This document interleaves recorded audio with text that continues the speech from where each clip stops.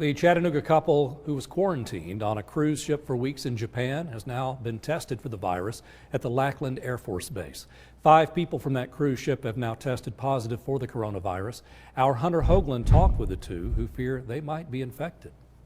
They spent 2 weeks in quarantine off the coast of Japan, where they were allowed to leave their cruise ship cabin just 3 times. Last week, they were flown to the United States, where they continue their isolation at the Lackland Air Force Base near San Antonio. They now sit 1,000 miles away from home, waiting for their results. Though back in the United States, John and Connie Buecker say Chattanooga still feels a world away. We're locked down here and guarded, so we're not going anywhere. We're fenced in anyway. Yes. The couple, along with hundreds of other Americans, arrived at the Lackland Air Force Base last week. Originally, they said the CDC had no plans to test them for the coronavirus, which killed 3 passengers on their ship. Which is strange because we heard that our waiter came down with the coronavirus, the one at our dining table in the dining room.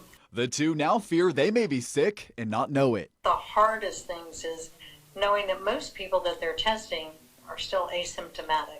They should have tested each one of us the day we got here. John and Connie demanded to be tested last Thursday. Now they sit in the room hoping to see positive news in the form of a negative test. We just try to distract ourselves a little bit because if you sit here and dwell on it, you can give yourself an ulcer or something.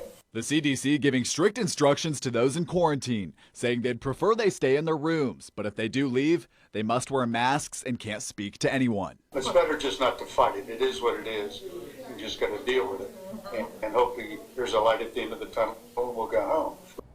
The Bueckers say if all goes as planned, they'll come back to Chattanooga on March 2nd, 1 week from today. They say they're hoping to rent a car and avoid getting on another plane.